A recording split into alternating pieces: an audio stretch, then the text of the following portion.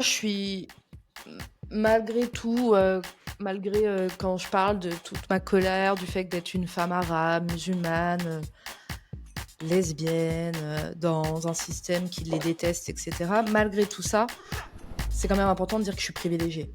Parce qu'en fait, j'ai perdu personne. Je m'en rappelle quand j'étais sur, Facebook plus jeune, il y avait un mec qui m'avait envoyé un message et je l'ai jamais oublié et Dieu sait qu'après j'en ai reçu d'autres, hein, alors qu'à cette époque, je devais avoir 16 ans. Il y a un mec qui m'avait envoyé un message, il m'avait dit: «Quand on sera en enfer, tu feras partie de l'armée du diable et tu seras au premier rang parce que, bah, tu gay». Comme je t'ai dit, moi j'ai la moitié de ma famille qui doit voter Macron, quoi. Bon après bon, c'est ma famille, je les ai pas choisis et je les aime quand même, mais ça dépend en fait pourquoi les gens ne veulent pas parler de politique. Hello Jasmine, Hello Jade! bienvenue sur le podcast Pourquoi t'as fait ça? Merci de m'avoir Comment vas-tu? invitée. Ça va et toi, comment tu vas? Très très bien, à part ce temps un peu pourri à Paris. Toi, je sais que t'es pas à Paris, toi, t'es À Lyon, mais le temps est aussi pourri, mais j'avoue à que Lyon. j'aime bien le mois de novembre, moi. Ok. T'aimes Non, bien cette vibe je voulais dire que j'aime bien la saison d'automne. J'ai parlé du mois de novembre. Alors, c'est peut-être parce qu'en novembre, je pars loin, je vais en vacances, mais j'aime bien l'automne. J'aime beaucoup l'automne. et t'aimes beaucoup l'automne en mode cocooning chez toi, c'est ça? Ouais, j'aime bien le truc, les chai latte, lire un bouquin, mettre une bougie, je les fais pas Hmm, encore, mais manger des cinnamon rolls et voilà. je vois la vibe. Ok. Donc aujourd'hui, on va discuter, comme tu l'as dit tout à l'heure, on ne sait pas encore vraiment quel sujet on va aborder. Mais en tout cas, moi, j'avais envie de te recevoir sur le podcast parce que je pense que tu es l'une des personnes les plus authentiques de mon feed, que ce soit sur LinkedIn ou sur Instagram. Et j'avais envie, sur le podcast, d'échanger avec toi sur, la manière, dont tu cultives ton authenticité, que ce soit dans le business, dans le perso, la manière dont tu fais du business aussi, avec, tes valeurs, ton engagement et cetera. C'est vraiment des sujets, moi qui m'intéressent beaucoup et sur lesquels, je réfléchis beaucoup et j'aimerais progresser. Et du coup, je me suis dit que c'était intéressant de discuter avec toi, de tout ça. Mais pour commencer, est-ce que tu peux te présenter de la manière dont tu le souhaites? Alors moi, je m'appelle Jasmine Touitou, je suis lyonnaise, comme on le disait il y a quelques minutes. J'ai 30 ans. Je suis, la maman de Tartine, qui est, mon chien, mais que je ne considère pas comme un chien. Je le considère comme mon fils et ça va faire 5 ans que je suis, consultante en personal branding et storytelling. Donc j'ai commencé directement par le storytelling et cetera. Enfin non, j'ai eu une petite période de rédaction web, mais elle a tellement pas duré longtemps que je l'oublie en sortant de mes études, parce que j'ai fait un master en IT, un master en market et donc en sortant, je me suis dit: «Bah, la rédaction web, voilà». Mais à la base, moi, je suis formée à la communication éditoriale, donc tout ce qui est à l'écrit et bah, après je me suis lancée directement dans le storytelling et puis, de par, mes connaissances en littérature, en philosophie sociaux, bah, j'ai rajouté le personal branding. Très bien, OK. Donc là, tu nous disais que tu avais direct, créé, du coup, ton activité à la sortie de tes études, c'est ça? Ouais, en fait, quand je suis sortie de mes études, c'était en 2020 et il y avait le covid. Et je me souviens, j'ai été diplômée, en Mmh. septembre, un truc comme ça à cause du covid. On n'était pas diplômés, en été. Alors que normalement, tu sais, à la Mmh. fac, tu es diplômé autour de mars-avril et là, on avait dû attendre septembre. J'ai été diplômée en septembre à cause du covid et en fait, bah, c'était la catastrophe pour trouver du travail, surtout que moi, j'avais fait mon stage de fin d'études en communication et marketing édito et bah, ça, c'était quand même assez, compliqué à retrouver, puis c'est à ce moment-là que je me suis rendu compte que, bah, j'avais fait la fac et que j'avais fait l'IAE, j'avais pas fait CELSA, ni une grande école, donc je passais aussi après tout le monde et donc je me suis dit: «Bah, comment tu vas faire?» Au début, j'ai voulu me lancer, mais c'est quand même très compliqué quand pour être tout à fait honnête, je me suis lancée parce que en cherchant du taf sur LinkedIn, j'ai trouvé une ancienne copine que je connaissais, avec qui j'avais fait, de la pige à Lyon parce que j'étais, journaliste pigiste pour un magazine, pendant peut-être 5 ans et je lui ai dit: «Ah mais tu fais quoi aujourd'hui et tout?» et elle m'a dit: Je suis rédactrice web». Donc bah, en fait, je me suis lancée à côté d'elle, mais moi ça marchait pas, enfin, je me suis dit: «Je vais le faire», mais je me suis pas concentrée dessus.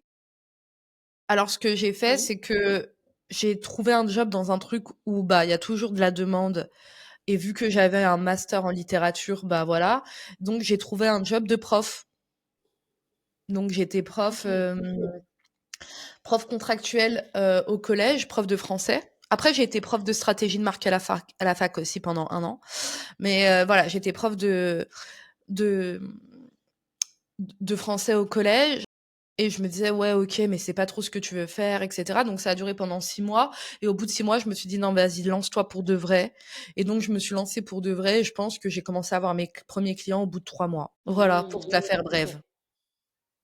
Yes, et quand tu t'es lancée, que tu as eu tes premiers clients et tout, tu savais que tu étais à ta place, que c'est ça que tu voulais faire? C'était une évidence au début? Non, non, non, non, non, non, non, non, pas depuis 5 ans. Mmh. Pas Les campagnes crowdfunding et tout? impossible. Entre-temps aussi, j'ai été je pourrais pas dire le nom parce que voilà, par respect, enfin, même si je mais bon, entre-temps, quand je me lance dans ça, il y a une grosse boîte de production de podcasts qui me contacte parce que je cherchais du travail. Eux, ils CDIsent pas, hein, ils prennent des free. Ils sont connus de ouf à Paris Mmh. et ils me proposent un job de productrice, sur un podcast. Donc c'est un podcast sur le whisky. Voilà et faut créer tout le storytelling, toute l'histoire, et cetera. C'est en collaboration avec un grand, grand groupe de luxe et j'écris tout le storytelling, j'ai des retours de la marque où les gens me disent: «Mais on adore travailler avec Jasmine, elle a une créativité de fou» et cetera et en fait, ce contrat aussi, je mets un terme parce que le salaire, c'était une catastrophe, c'était 6 000 € les 6 mois, donc 1 000 € le mois. Mmh. Et il fallait aller à Paris une fois par Mmh. semaine. Léger. Très, très léger pour le travail que je fournissais et aussi, en fait, meuf, pour À être tout tes à fait frais? oui, mais en fait, j'avais, tu sais, la carte là. Mais oui, tout ce qui était la nourriture et tout, c'est moi qui payais, ouais, après. Et tu sais, j'avais la carte, OK. NCCF, pour les moins de 27 ans. Mais en fait, je crois que la goutte d'eau qui fait déborder le vase, parce que moi, je les accepte, les 6 000 € en me disant, bah, à l'époque, comme je t'ai dit, il y a eu un moment de flottement quand je me lance. Je suis rédactrice web, alors que moi, c'est pas forcément ce qui me fait kiffer, écrire pour les gens. Aujourd'hui, je fais plus du tout de prestation de service. J'ai déjà fait les emails, etc. Mais voilà. Donc, en fait, ça arrive à ce moment-là, j'accepte parce que je me dis, bah, à côté, tu peux continuer à prendre des clients en rédaction, et en fait, si tu veux, ce qui fait déborder le vase, et là, c'était vraiment trop pour moi, c'est qu'on a à cette époque, je te dis, il y a le Covid, nous, on doit aller à l'étranger pour notre podcast, voilà. Parce que l'histoire du whisky, on doit prendre de l'avion, et Mmh. cetera. Moi, je dois partir, et cetera. On fait une visio et c'est là, je me suis dit: «Non, mais le capitalisme». On fait une visio, mais ça, je l'ai jamais raconté. Oh, tu as l'exclu, hein, Jade. On fait une visio la marque, parce que nous, on est marque blanche, en fait. On produit le podcast, on est une boîte qui produit le podcast pour une grosse marque. Mmh. Donc on fait, le visio avec la marque. La marque me relie en fait, si tu veux, tu dois connaître vu que tu fais du podcast, mais quand tu fais le storytelling d'un podcast et qu'il y a plusieurs épisodes, bah, tu fais tout un scénario en fait. Donc j'ai scripté les 10 Mmh. podcasts, où est-ce que ça va être, avec qui ça va être, qu'est-ce qu'on va dire, voix off et cetera et on se rend compte qu'avec le Covid, ça va pas être possible de partir et donc là, la marque, donc on réfléchit, on est en visio, je m'en rappelle et cetera. Donc il y a la boîte, il y a moi et il y a la marque. Et là, la marque me dit: «Voilà, ça va pas être possible de partir, Jasmine, faut qu'on refasse le scénario». Moi: «OK, il y a pas de souci, on va le refaire». Donc je dis: «OK», je leur propose un autre angle. «Oui, on adore, c'est super» et cetera. OK, bah, au top, vas-y, ça part et la nana qui est à côté de moi, qui est avec moi, putain meuf, tu m'as ouvert des souvenirs. La nana qui est à côté de moi, qui fait partie de la boîte de prod, lui répond, hem OK, il y a pas de souci, Jasmine va refaire le scénario moyennant et je veux pas te mentir, je sais pas si elle demande une rallonge de 10 ou de 20 000 €. Mais dans mes souvenirs, c'était 20. Mais vas-y, on va garder le bon bénéfice du doute. On va dire qu'elle en demande 15, allez 10, allez même si tu veux. La Mmh. conversation s'arrête. À aucun moment, elle me propose d'augmenter. Bah, forcément, c'est moi qui en fait, là, ma belle, tu as demandé une rallonge de 10 000 € sur un travail que moi je vais faire, sans me proposer Mmh. de me redonner une partie de ce que tu as négocié. Je crois, pour être tout à fait honnête, mais putain, meuf, avec mon traitement, j'ai un mauvais souvenir. Mais je crois qu'à un moment, ils m'ont proposé de rajouter genre 2 000 €. Je suis même pas sûre. Non, je crois pas. 6. Sur les 15-20, eux, ils se prenaient? Ouais, je sais plus. Parce qu'à la C'est une fin, je sais blague. plus. Je sais plus, mais ce qui est sûr, c'est qu'à la fin, quand moi je me suis rendu compte de ça, j'ai eu accès au, au, mmh, au plan financier du podcast et il avait été facturé 80 000. Après, on parle d'un gros. Ouais, ouais.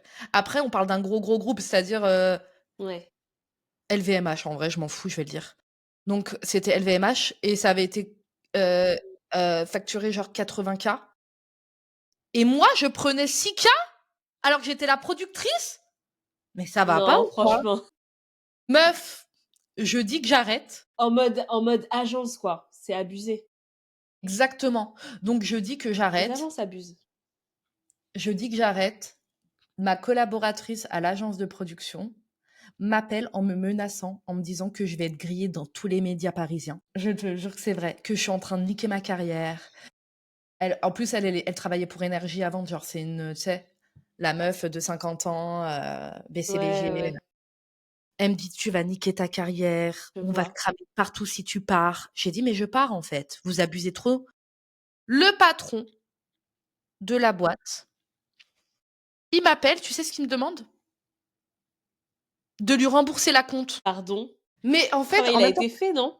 Non, ouais, mais mais en même temps que je te raconte, je sais pas si à la fin il m'avait payé 8 000 € en tout ou 6 000 €. Parce qu'en fait, je sais plus, je crois que la compte en fait, ou il était de 2 K ou il était de 4 K. Je sais plus. Ce qui est sûr, c'est qu'il m'a dit: mmh, «Bah, vu que tu pars, on va devoir trouver quelqu'un pour te remplacer. J'aimerais que tu rembourses ce qu'on t'a déjà donné». J'ai dit: «Mais en fait, tout ce que j'ai fait là, c'est gratuit?» Vous trouvez la personne, la contacter, bah, oui. venir à Paris, faire des rendez-vous avec des chefs pour, les rajouter au podcast et cetera et il m'a plus jamais répondu. C'est pour ça dans la vie, faut pas se laisser faire. Voilà, en fait, c'était archi pas la question que tu m'avais posée, mais je t'ai tout raconté, le début de ma carrière et à partir de là, ça c'est, Non, mais c'est super intéressant et je pense que, c'est une réalité que beaucoup de personnes, en marketing, en com ont vécu. Moi aussi, j'ai bossé pour des agences et quand je voyais que je travaillais pour des Amazon et cetera et que j'ai été payée 3 francs 6 sous alors qu'Amazon, il lâchait des gros billets, ben, au bout d'un moment, tu dis: «Bah, laisse tomber, je vais pas bosser avec vous, enfin, ça sert à rien». Alors qu'en fait, c'est nous qui faisons tourner leur business.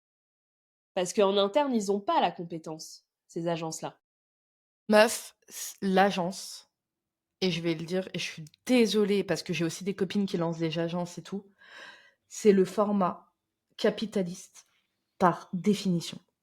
Alors, il y a les usines aussi, bien sûr, mais dans le milieu du web, dans le Mmh. milieu du digital, l'agence, c'est le format capitaliste de base. Tu prends la force de travail des gens, mais tu leur donnes, toi, tes conditions de travail, donc les modalités pour faire de l'argent. Tu les vends à un certain prix, tu prends une marge pour leur force de travail à eux et si encore cette marge, elle payait juste les charges et cetera, non, c'est pour toi te goinfrer et toi, encore faire vivre ton rêve. Je suis désolée, hein, moi aussi, j'ai déjà pensé à créer des agences. On va pas se mentir. Quand, j'avais plein de demandes en prestation de services, Mmh. emailing, page de vente, et cetera. Bien sûr, j'ai déjà pensé à créer des agences et maybe que, si j'avais eu l'énergie, j'en aurais eu créé une malgré tout ce que ça implique. Bon, j'aurais essayé de faire mieux parce que c'est quand même le but, mais Mmh. l'agence, c'est quand même le format où ton but, c'est de faire un maximum de marge entre la personne que tu payes et ce que tu factures. C'est clair Après, on fait et quand comme tu on essayes de faire «mieux» entre guillemets, bah, c'est compliqué. En fait, c'est le comme tu le dis, c'est le modèle qui veut ça. En fait, c'est compliqué de faire mieux, en vrai, pour vraiment, que tout le monde, soit payé à sa juste valeur et cetera pour ce qu'il apporte. oui, parce qu'en fait, le modèle lui-même fait que tu as plusieurs salariés, par exemple. Bon, alors quand c'est des free, ça se négocie. Mais tu as plusieurs salariés, donc il faut payer les charges de plusieurs salariés. Tu sais que quand tu payes quelqu'un, 2 000 € net, bah, tu en sors 4. Donc tout ça, faut aller le chercher quelque part. Mais à côté, il faut aussi parfois, ça dépend si vous êtes en télétravail et tout, mais bon, faut payer, l'agence et puis après en fait, le modèle par lui-même, il est pipé. Ou mais comme j'ai dit, c'est pas parce qu'il est Mmh. pipé que tu peux pas faire mieux, tu vois? Tu peux quand même faire mieux, tu peux quand même, bah, te dire, au lieu de faire, tu vois, c'est par exemple les ESN. Donc les ESN, tu sais, putain, c'est les SS2I là, mais je sais plus comment on dit, c'est en gros, c'est toutes les Oui, boîtes de consulting. ouais. Où ils placent, des gens, tech, dans les grosses boîtes et tout. Bah, quand tu vois moi, j'ai plein de copains et de copines, qui sont, ingé ou codeurs ou quoi. Ils me disaient: «Mais Jasmine, quand je voyais combien il facturait le client pour une journée chez moi, enfin chez le client avec moi, mais combien moi il me payait à la fin du mois, je prenais peur». Mais après, comme tu l'as dit, voilà, c'est le format qui force à, mais si tu prends un peu de la hauteur et que tu regardes ça d'un point de vue philosophique, c'est ultra violent. Tu payes la vie de quelqu'un, tu payes Mmh. la présence de quelqu'un, tu factures la présence de quelqu'un dans une boîte, 500 € par, jour et tu payes la personne, moitié moins, quoi. En fait, quand tu Mmh. prends en considération que c'est des humains, c'est bizarre. C'est clair. Non, c'est clair. On voit que tu as mis, les 2 pieds, dans le plat du système. Genre, on a abordé un sujet et tout de suite tu l'as ramené au système et dans le système dans lequel on le vit et tu t'as remis en fait en contexte, un peu ton expérience et cetera. Ça, c'est une vision que tu as, et que tu as eue grâce aux études que tu as faites? Ou c'était déjà des choses que tu as toujours eues ou peut-être dans ton entourage ou je sais pas? Comment est venue cette manière de penser? C'est trop drôle que tu dises ça parce que, j'ai mangé avec ma mère et ma tante avant-hier. Non, on est quand? On est mercredi. On est partis dîner, samedi soir et il y a eu une conversation qui était hilarante où ma mère disait, «Mais moi, si j'avais le cerveau de Jasmine, je serais riche, mais bon, vu que elle et en fait, elle utilise des mots qu'elle comprend pas trop, mais elle dit: «Vu qu'elle aime pas le capitalisme, c'est elle qui le dit et ben, elle sera pas riche» et ça me fait rire. Alors, tu comprends bien que moi, dans ma famille, non, non, on n'est pas du tout politisés. Ma mère, je crois qu'elle a jamais voté, mes tantes, elles comprennent pas trop la droite, la gauche, j'ai des tantes, voilà, elles ont un peu le complexe, enfin, je pense à une de mes tantes, elle a un peu le complexe de la rebeu, faut voir comment parfois elle nous sort des trucs ultra racistes, on est en mode: Elle a voté Macron, je lui ai dit: «Mais tata, tu pas d'argent. Tu pas d'argent, en fait, je comprends pas pourquoi tu votes Macron». Donc moi, j'ai pas du tout, moi, je suis une transfuge de classe, donc moi, à table, on parlait pas de politique. Ou si on parlait de politique, c'était genre parce qu'il y avait eu un drama, genre, est-ce que DSK, il a vraiment agressé Mmh. sexuellement la nana? Mais c'était pas les idées, c'était pas ce que ça impliquait. En vieillissant, ma mère, elle a commencé et je suis trop enfin, de toute façon, moi, j'ai toujours été trop fière de ma mère. Elle a commencé à faire sa propre culture, c'est-à-dire bon, voilà, mais elle regarde Arte, elle est trop fière d'avoir des connaissances et cetera. Mais voilà, ça arrive en vieillissant avec l'envie. Mais sinon non, moi je pense que d'être politisé, c'est un truc de bourgeois, hein, qu'on s'entende bien, hein. C'est facile quand toutes les AG que Mmh. j'ai fait marxistes et cetera, tu jamais des personnes qui sont ouvrières. Les personnes ouvrières sont fatiguées. Les personnes pauvres sont fatiguées. Les personnes, Mmh. en bas de l'échelle sociale sont fatiguées. Elles vont au travail, elles rentrent, elles mangent, elles dorment. Donc en fait, Mmh. être politisé, faut quand même se rendre compte que c'est un privilège. Voilà, c'est un gros privilège et c'est facile quand tu vas dans des trucs de gauche ou d'extrême gauche, la moitié sont surdiplômés, la moitié ont eu accès aux études et cetera. Il y a très peu de tran enfin donc non, ça vient pas de ma famille, du tout et puis moi, je pense que j'ai grave été de droite dans ma vie, enfin mais alors je sais pas si ça compte parce que j'avais, peut-être 15 ans, quoi.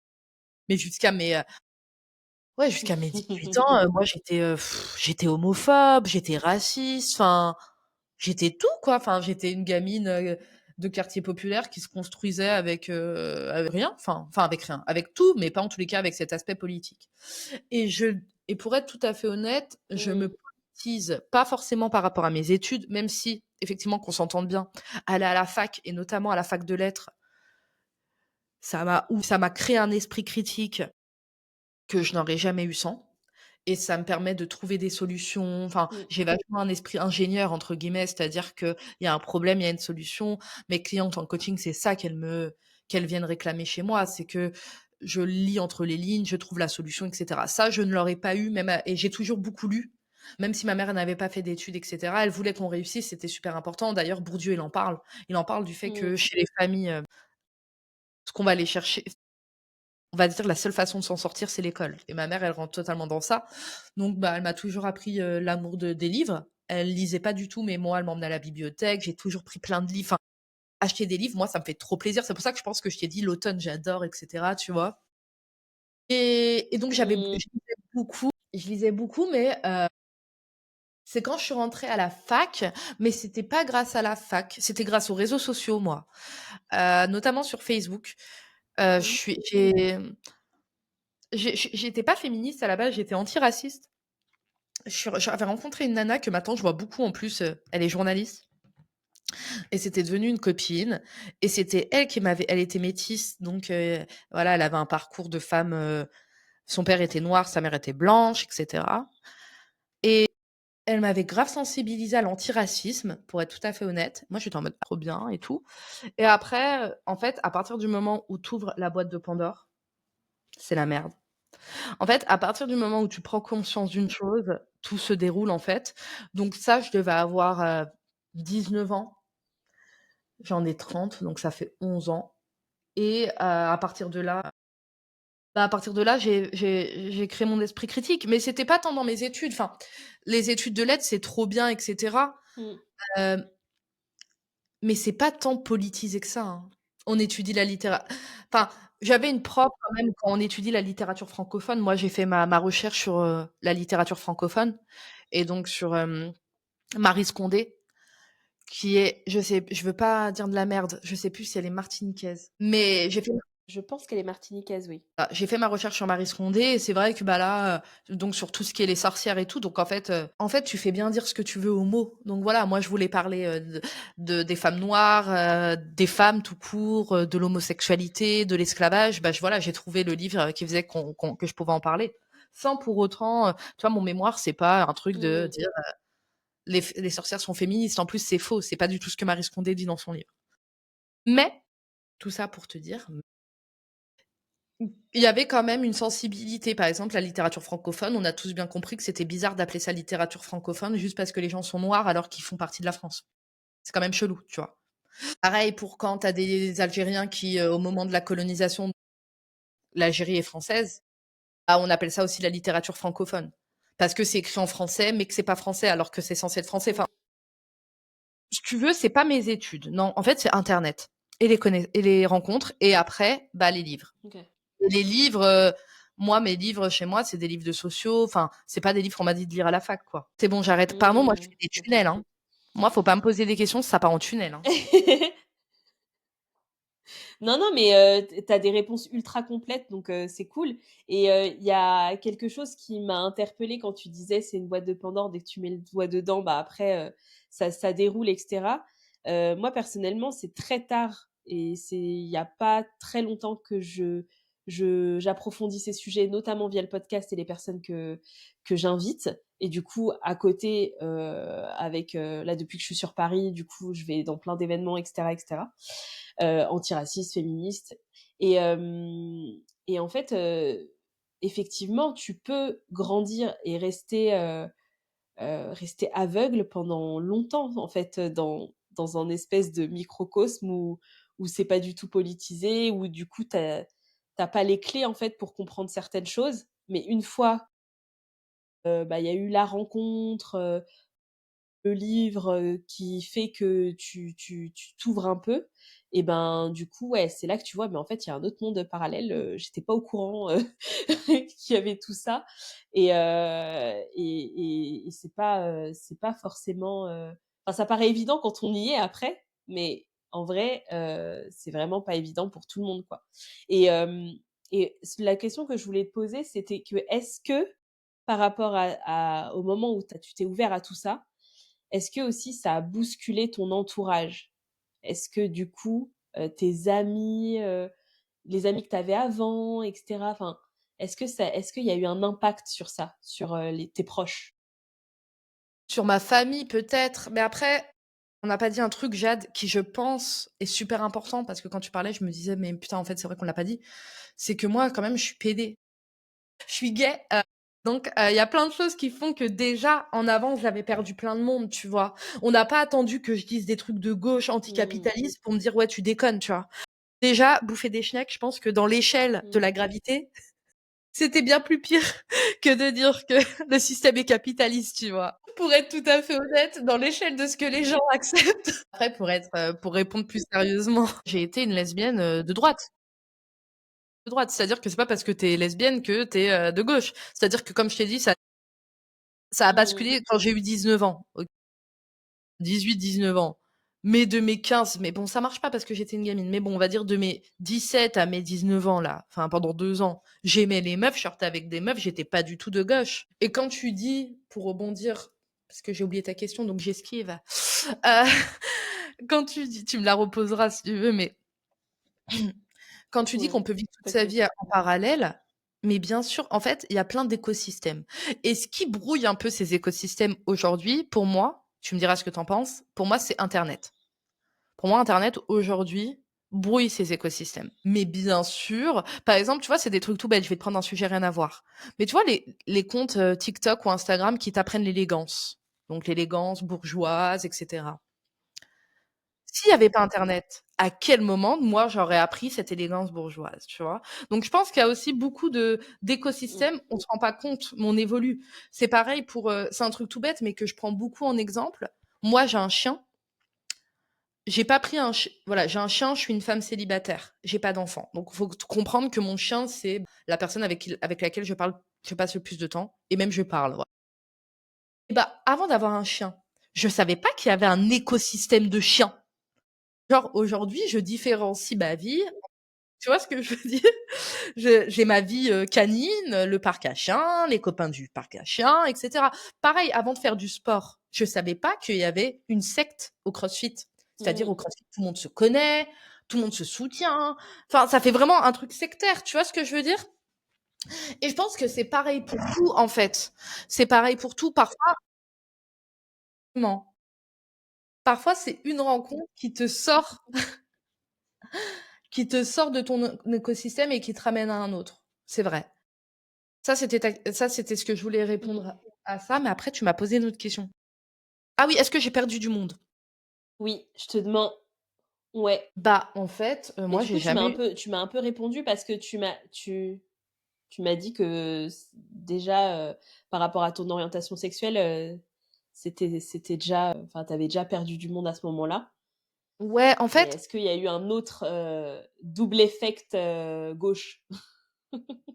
je suis malgré tout, malgré, quand je parle de toute ma colère, du fait d'être une femme arabe, musulmane, lesbienne, dans un système qui les déteste et cetera, malgré tout ça, c'est quand même important de dire que je suis privilégiée. Parce qu'en fait, j'ai perdu de personne. J'ai eu des gens dans ma famille qui m'ont dit: «Voilà, bon», mais il y a personne dans ma vie qui a arrêté de me parler pour ça. Personne. En tous les cas, s'il y a des gens qui ont arrêté de me parler pour ça, je savais pas que c'était pour ça. Et en fait, c'est tout le contraire. Moi, jusqu'à mes 18 ans, 19 ans, j'avais pas vraiment de d'amis. Moi, j'ai été beaucoup harcelée à l'école. J'avais des copines, mais c'était pas des copines. On se fréquentait parce qu'on allait à l'école, mais enfin, c'était horrible. Mes vrais amis, je me les suis fait à ce moment-là de ma vie. Mmh.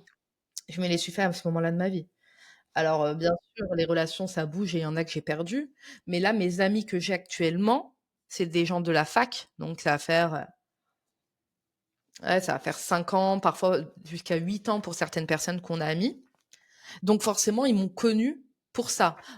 Enfin, ce que je veux dire, c'est qu'ils m'ont connue et aimée pour ce que je pensais déjà, vu qu'on s'est rencontrés à la fac. Mais ma meilleure amie, qui était, dans le white love, elle sortait avec une meuf blanche, elle pouvait pas me voir. Elle pouvait pas me voir. Elle trouvait que j'étais trop radicale, heu, que j'étais, voilà, que j'étais une casse-couille, que je cherchais la merde et cetera. Et aujourd'hui, c'est ma meilleure amie et elle me dit: «Mais au début, je pouvais pas te voir». Donc après, elle a aussi fait son cheminement et elle aurait pu le faire dans l'autre sens. Elle aurait pu ne jamais être d'accord Mmh. avec moi. Je dis pas que j'ai la science infuse. Je dis juste que je suis du du bon côté de l'histoire entre la gauche et la droite, quoi, mais Mais bon, la gauche a aussi fait des trucs de merde. C'est pour ça que moi, je me sens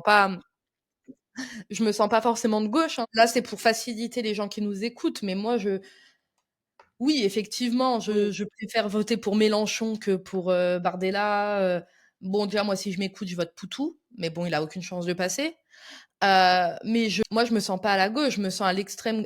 Voilà, je me reconnais pas dans ce qui se fait. Tout ça pour te dire que, non, j'ai pas vraiment perdu des gens, mais parce que peut-être que j'avais pas vraiment des gens.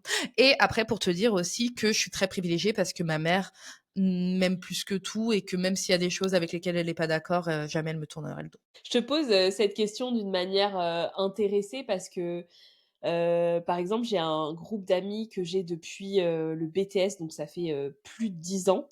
J'ai 37 ans et en fait, quand j'ai commencé à parler, politique ou à m'exprimer, bah, notamment avec les législatives et cetera, bah, en fait, c'était un groupe où on parle pas politique et du coup, ça a tout de suite dérangé et genre, faut pas parler de politique, genre, c'est un sujet interdit et depuis que moi je chemine sur ce qui se passe, sur, ce sur quoi il faut réagir en fait et ben, c'est de plus en plus dur d'être dans un groupe qui refuse de parler politique.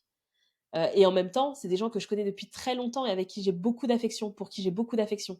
Donc c'est vraiment une situation, je trouve, complexe, à gérer. Mais après, c'est pas mes seuls amis, mais c'est vrai que c'est quand même compliqué. Tu as commencé à te sensibiliser à ça il y a combien de temps? Il y a moins d'un an là, OK. vraiment, où je prends la parole dessus et cetera. Alors moi, je vais parler moi de mon parcours et ça veut pas dire que c'est le même parcours pour tout le monde. Moi, quand j'ai commencé à me sensibiliser, il y a eu peut-être avant que je f après j'ai fait une énorme dépression donc ça m'a calmé ma joie, mais il y a eu peut-être pendant 3 4 ans où j'étais insupportable. Attention, je parle de moi. Vraiment, j'étais insupportable, j'en parlais tout le temps, je voulais pas faire de la pédagogie, les gens qui pensaient pas comme moi, oh non! Pendant quelques années, j'en parlais tout le temps, j'étais Yes. insupportable, je voulais que tout le monde soit d'accord avec moi. Les gens qui étaient pas d'accord avec moi, je voulais pas leur parler et en fait, j'étais en colère, très, très en colère et aujourd'hui, ça va mieux. Alors attention, mes potes, ils sont quand même politisés, tu vois? Par exemple, ils disent pas ce qu'ils votent ou quoi que ce soit, mais je vois bien qu'ils ont des pensées de gauche, on se moque, de la droite, et cetera. Mais en vrai, je m'en tape enfin, maintenant, je m'en taperais un peu plus s'ils me disaient: «Vas-y Jasmine, viens, on parle d'autre chose». Pas attention et je différencie beaucoup. Pas: «Vas-y, viens, on parle d'autre chose», parce que moi je vote l'extrême droite ou la droite et j'ai pas envie de me justifier, mais plutôt parce que vas-y, on s'en bat les couilles, vas-y, viens, on profite d'autre chose, tu vois? Et ça, il y a quelques années, ça aurait été impossible. Il y a quelques années, j'étais super en colère, je voulais que tout le monde soit d'accord avec moi. Aujourd'hui, si les gens, ils veulent pas en fait, je pense qu'aujourd'hui en fait, ça dépend de liens, ça dépend plein de choses, tu vois? Comme je t'ai dit, moi, j'ai la moitié de ma famille qui doit voter Macron, quoi. Bon après, bon, c'est ma famille, je les ai pas choisis et je les aime quand même, mais ça dépend en fait pourquoi les gens ne veulent pas parler de politique. Heu et puis après si tu les aimes, bah, juste, tu peux aussi faire le travail, peut-être que tu y arriveras pas, hein, mais de te dire: «Bah, eux, je les mets dans une certaine case et c'est les gens avec qui, bah, je parle pas politique».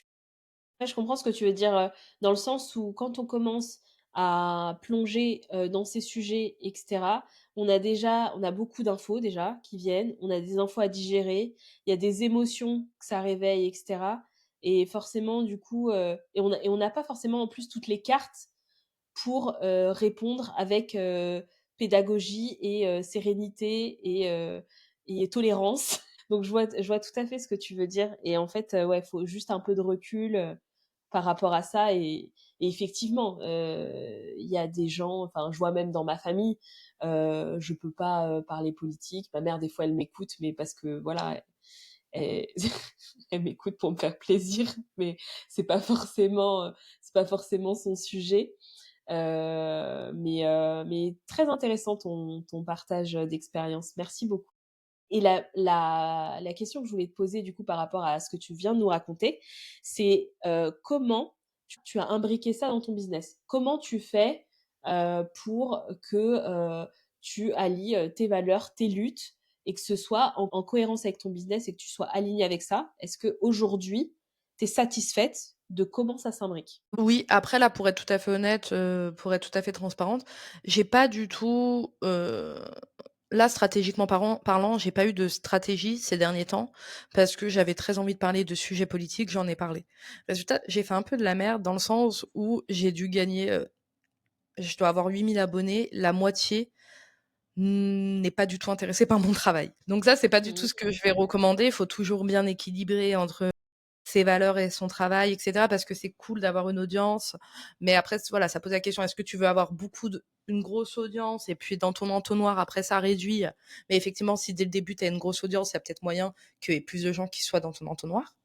Ou est-ce que tu Mmh. préfères avoir un peu moins de personnes, mais des personnes très qualifiées, mais donc avoir moins de personnes qui quittent «l'entonnoir» entre guillemets. Mais sinon, oui, Mmh. en fait, je me suis jamais posé la question pour être tout à fait honnête. Au début, j'ai essayé de pas du tout parler de politique et cetera. Bah, déjà, en fait, ça me faisait chier et aussi tout simplement, ben, j'avais l'impression d'être, super, enfin, je me différenciais pas, j'avais l'impression de pas avoir de personnalité, de pas être moi, et Mmh. donc là, je me suis dit: «Non, mais je m'en fous» et après j'ai toujours réussi à parler, de politique, heu, mais j'avoue que sur LinkedIn, par exemple, c'est plus facile de parler de politique pour moi, alors que pour les gens, ça peut être lunaire d'entendre ça. Mais c'est pour un truc tout à fait stratégique. C'est qu'en fait, sur LinkedIn, on est tous en train de faire du business. Donc, Mmh. quand je parle de politique, bah, les gens savent quand même que je suis là pour faire du business. Enfin, que je suis une entrepreneur. Ouais. Alors que, par exemple, sur Instagram, c'est pas un réseau forcément B2B. Donc, quand je parle politique, j'ai des gens qui ne savent pas du tout ce que je fais. Ils vont juste me suivre pour le côté politique. Alors que sur Mmh. LinkedIn, même si tu me suis pour la politique, bah, tu es sur un réseau professionnel et tu sais que, tu vois, c'est déjà teinté de professionnel. Mmh, OK. Ouais, ouais, je vois et par rapport à ton offre, parce que là, tu nous as parlé des débuts et de ce que tu proposais au début et cetera. Mais aujourd'hui, ton offre, elle a évolué.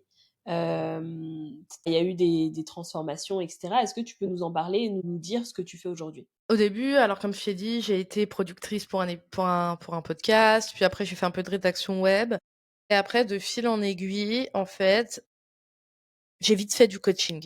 Je suis très, très bonne, coach.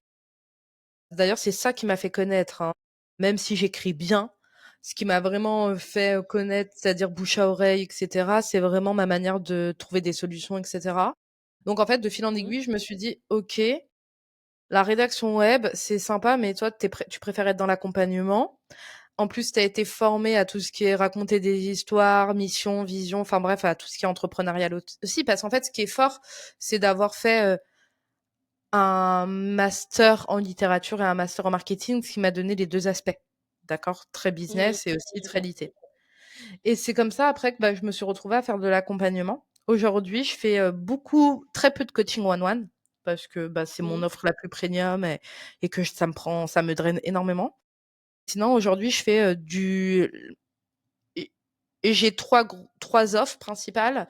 Tu vas avoir la BBO qui est un gros, bootcamp sur 3 mois où j'accompagne les gens sur tout ce qui va être, mise en place des valeurs, vérification de l'offre, du persona, enfin bref, c'est vraiment un coaching business de A à Z. L'idée, c'est de pouvoir, bah, directement, commencer à vendre à la fin, de la BBO.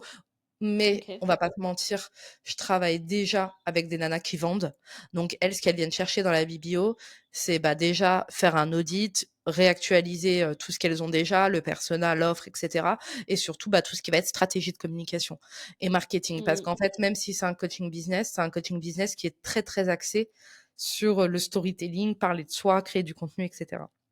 Mais Mmh. j'ai du mal, j'avoue, à juste faire la partie storytelling et marketing si j'ai pas vérifié le persona et l'offre avant, parce que je suis en mode, j'ai l'impression que j'ai pas vérifié si les fondations, elles allaient tenir. Donc Mmh. voilà. Après, tu as aussi, là, ce que les gens aiment beaucoup, c'est le mastermind intensif d'une semaine. Donc là, c'est vraiment tout ce qui va être stratégie de contenu, storytelling, personal branding sur une semaine. On se voit, tous les jours de 9 heures à 11 heures et on met en Mmh. application. Et ma dernière offre, c'est une formation Bad Story. C'est trop moche quand je dis Bad Story, ça ressemble au prénom Bader. Donc Bad Her Story, Mmh. qui est une formation, à consommer, tranquillement tout seul, dans son coin, et on se voit quand même, en groupe tous les premiers lundis de chaque mois et c'est une formation, en fait, sur tout ce qui est stratégie de contenu, storytelling, parler de soi, se mettre en avant, se différencier, créer du contenu régulièrement et vendre, bien sûr. OK, bien sûr. Voilà tout ce OK. que je fais. Trop et par rapport à tes clientes et même plus généralement à tes prospects et de la manière dont tu communiques et le fait que tu sois, assez, bah, spontanée, naturelle, enfin, on le voit dans le podcast là, tu es vraiment, enfin, tu es très authentique, dans ta manière de prendre la parole. Est-ce que tu as eu, des retours négatifs ou des messages, négatifs, surtout même par rapport à tes prises de position dernièrement et au fait que tu aies augmenté, tes followers et comment tu vis ça? Il y a toujours des gens qui vont dire des choses horribles, en vrai. Moi, je le dis souvent, je dis que c'est peut-être parce que j'ai été harcelée à l'école et franchement, ça transforme les gens d'être harcelés à l'école. Mais moi, je pense que les gens qui ont peur des haters, ils ont peur parce qu'ils en connaissent pas parce qu'ils les connaissent pas, quoi. C'est un peu comme avoir peur des homos et je dis ça en tant que lesbienne, enfin, tu as peur d'eux parce que tu t'imagines, mais en vrai, le premier message de haters, il est horrible.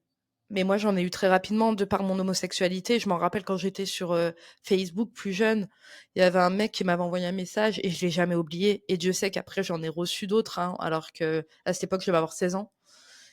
Il y a un mec qui m'avait envoyé un message, il m'avait dit: «Quand on sera en enfer, tu feras partie de l'armée du diable et tu seras au 1er rang parce que, bah, tu gay» et ça, tu vois, je l'ai jamais oublié. Mais en fait, le premier peut-être Mmh. que tu l'oublies pas, mais après le reste, ça glisse. Alors je sais pas ce que ça veut dire, mais bien sûr que je reçois des messages. Alors de mes clientes, jamais, parce qu'elles ont déjà fait le travail pour savoir si elles ont envie de travailler avec moi. Mmh.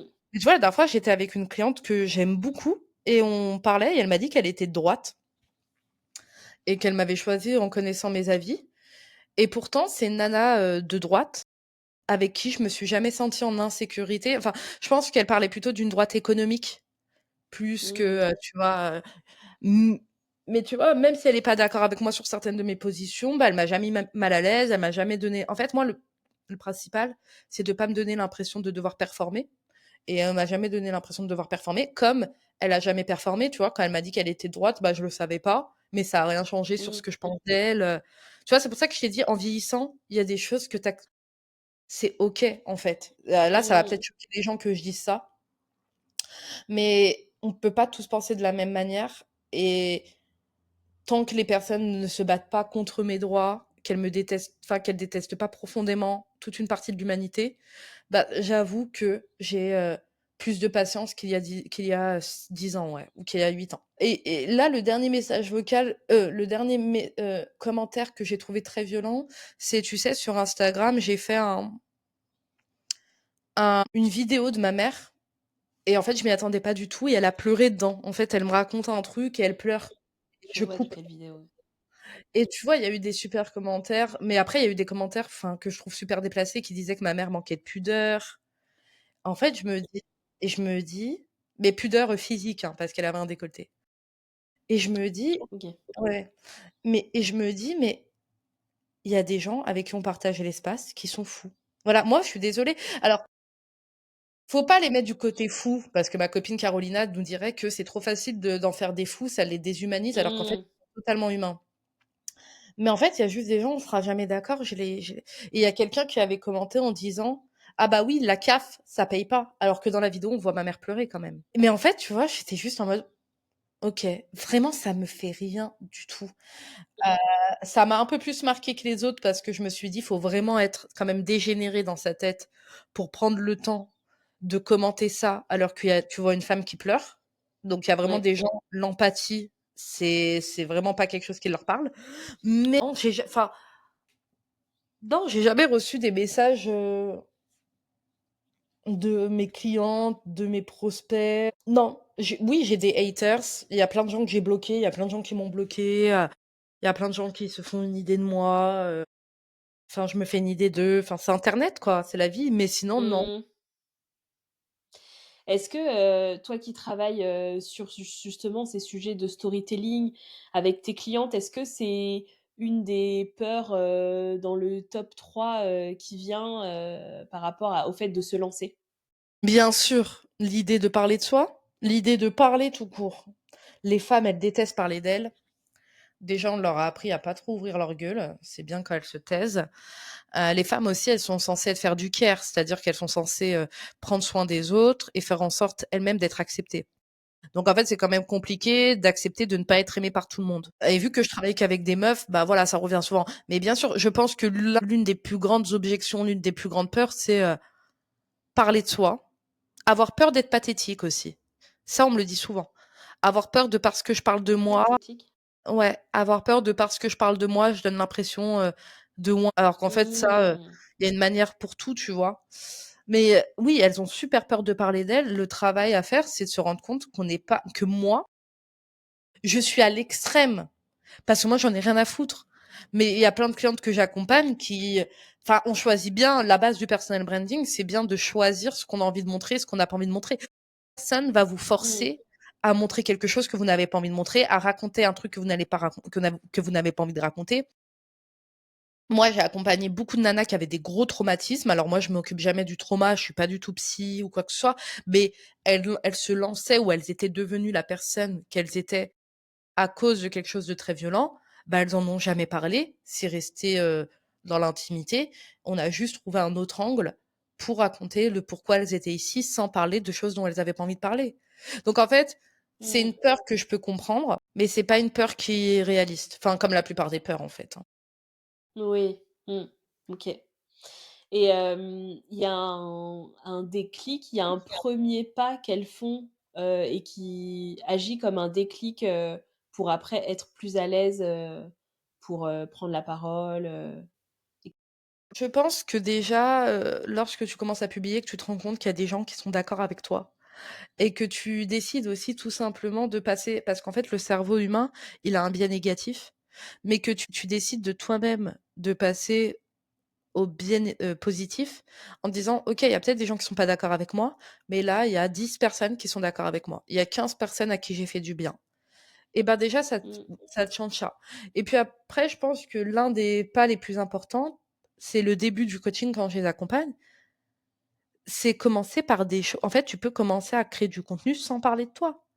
Et en fait, ça se déroule. Faut mmh, jamais aller à l'encontre de ses limites, tu vois? C'est comme les coachs business qui te disent: «Ah non, ton accompagnement, il faut le vendre 2 000 €», alors que tu es là, tu le vends 1 000 €.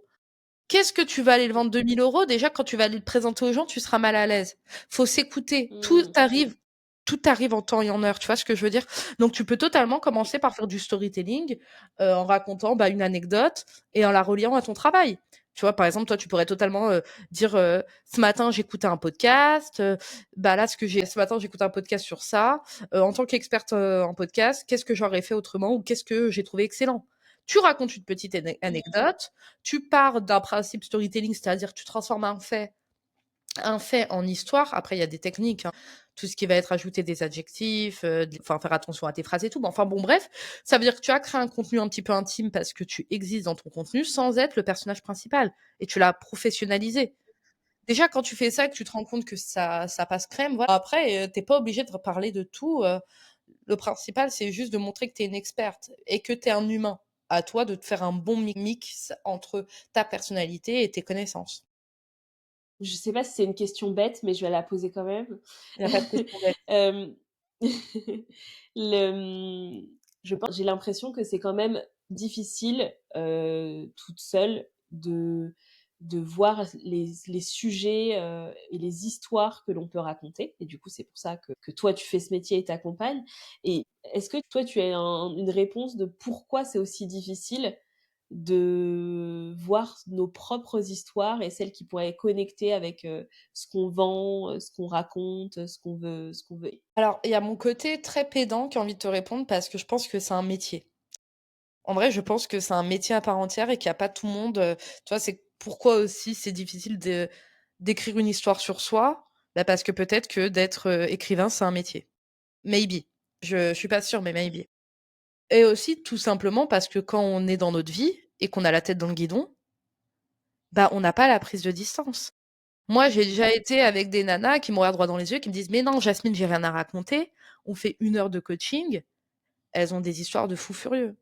Donc je pense qu'il y a vraiment ce truc de bah, parce que avoir cette prise de distance, trouver les angles, trouver ce qui va fonctionner, ça, c'est un métier et aussi je pense tout simplement que quand on vit sa vie et ben, on se rend pas compte à quel point parfois c'est pas qu'elle est extraordinaire, parce que tout est ordinaire. On vit dans une société.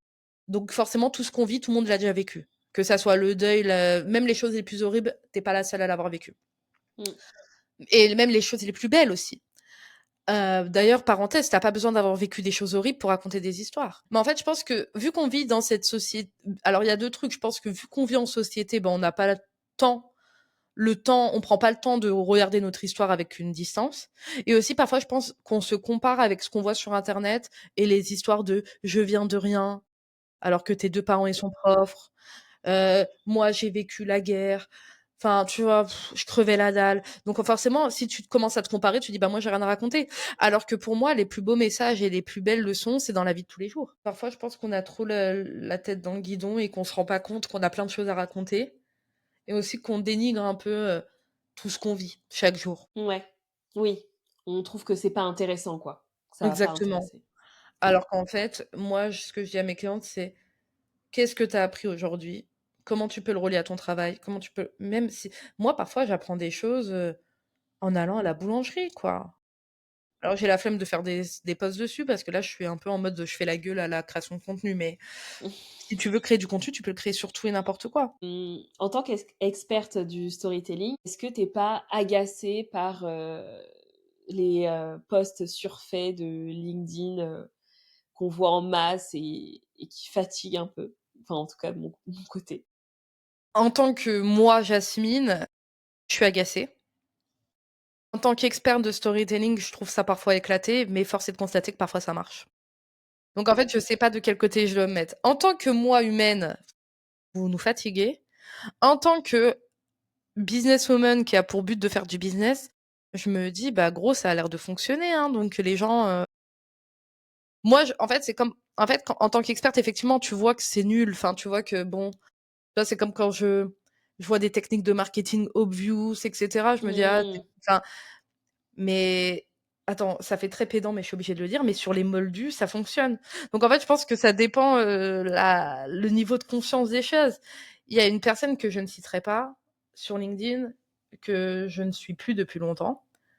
Tout, tout, toute sa création de contenu, c'est basé sur le même format, les mêmes critiques, du même système, avec les mêmes accroches, les mêmes CTA et cetera. Donc en fait, cette personne, on pourrait cacher son prénom que je la reconnaîtrais. Moi, je me dis: Mmh. «Putain, ça passe une fois». Mais non, en fait, les personnes, elles ont compris que quand ça passe une fois, ça passe 2 fois, ça passe 3 fois. En fait, si ça a marché une fois, c'est que ça vient chercher des choses Mmh. et aujourd'hui, cette personne, ben, elle a grave percé, alors qu'à l'époque où elle créait du contenu, elle avait pas de taf et tout et juste parce qu'elle a trouvé ce qui fonctionnait, même si moi je trouve ça éclaté et qu'elle s'y est accrochée. Alors en tant que Jasmine, je suis en mode: «C'est un peu éclaté». En tant qu'experte business, je suis en mode: «Ça a fonctionné pour elle». Ouais. Ouais, ouais, ouais, je vois ce que tu veux dire. C'est vrai que tu vois, que c'est des posts qui peuvent partir, viraux, facilement et en même temps tu dis: «Mais pourquoi?» Mais bon, Oui, voilà, c'est ça ça. marche. Mais moi, mes propres posts à moi aussi, hein. Parfois, Mmh. je relis des posts que j'ai publiés il y a 3 ans, je me dis: «La honte» et pourtant, bah, 200 réactions. Enfin, tu vois ce que je veux dire? Mmh. Je pense que ça dépend aussi de ton niveau de conscience, ça dépend de ta sensibilité au sujet à ce moment-là. Après aussi, je pense que faut vu qu'on n'a pas, les infos sur, ben, est-ce que ça a vraiment ramené du business et cetera.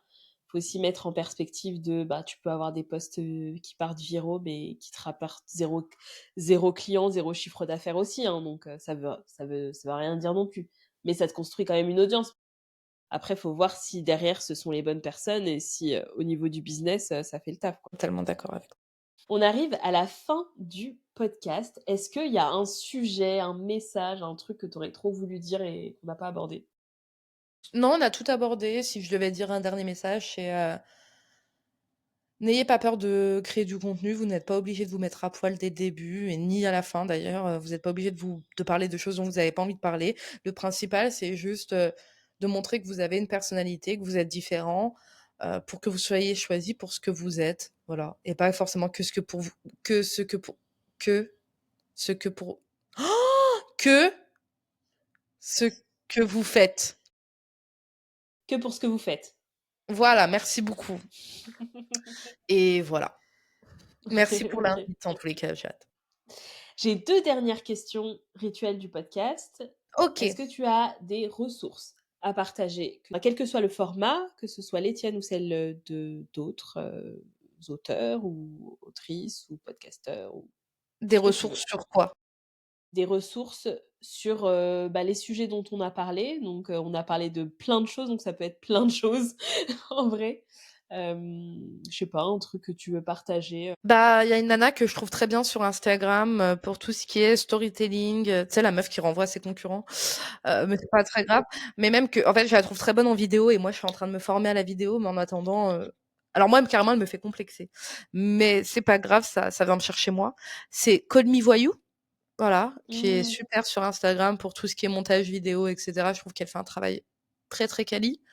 Puis après pour le côté, un peu plus tout ce qui est mes valeurs, voilà, on a parlé un petit peu de mes valeurs et cetera. Bah, ouais. mon livre préféré, c'est Stone Butch Blues, qui est un roman, sur, un mec trans, voilà, mais qui à la base est une lesbienne très masculine. C'est un très, très beau livre, très, très politisé. D'ailleurs, l'auteurice a décidé de le sortir du système capitaliste et donc on ne peut pas l'acheter. Mais on peut, il avait été édité, mais de manière coûtant. Donc en gros, on payait, 13 €, mais c'était juste pour, l'édition, le papier et cetera, le travail, mais il y a pas de bénéfice dessus. Donc bah, ça annonce un petit peu le sujet et les prises de position, que je trouve très cool. OK, super, merci. Ben, on mettra tout ça dans la description. Je mettrai aussi, tous tes liens, pour aller voir ton travail, J'ai tes mon site internet qui arrive! On va publier ça quand, ce podcast? Et bah, il y aura mon nouveau site trop beau. bien. Ben, je mettrai ça, dans la description et toute dernière question, qui tu verrais à ta place dans le podcast? Et sachant que le podcast, là, a pris une tournure, équité, diversité, inclusion, féminisme, antiracisme, donc qui tu verrais à ta place sur le podcast? Moi, je suis amoureuse d'un couple. Alors, à la base, je suis amoureuse de leur amour et je suis amoureuse de ce qu'ils ont fait, voilà. Je vais pas tout raconter, mais c'est l'agence Keza Création. D'accord. Donc elle s'appelle Mona, lui, il s'appelle Fabrice et ils se sont rencontrés à 2 moments de leur vie, très compliqués. Aujourd'hui, ils ont une agence de communication qui ça travaille qu'avec des femmes et ils ont, une grosse zone de génie sur tout ce qui va être créatrice artisane, bijoutière. Mmh. Mais ils travaillent aussi, bah, par exemple, c'est eux qui ont fait mon site, c'est eux qui ont fait mon identité visuelle et Dieu sait qu'elle est incroyable. Et en fait, même, bah, tu vois, rien que parler d'eux, bah, déjà parce que je pense que je les adore, mais ça me met les larmes aux yeux parce que, ils représentent vraiment pour moi la force. Elle l'a rencontré alors qu'elle allait très mal, elle était en procès pour quelque chose, voilà. Je pense qu'elle en parlera avec toi si tu l'invites. Mmh. Et lui, il avait pas encore ses papiers, il venait de vivre, le génocide des Tutsis. Et pour moi, c'est vraiment comment on se rencontre à un moment de sa vie où on n'a rien et qu'on arrive ensemble à créer quelque chose.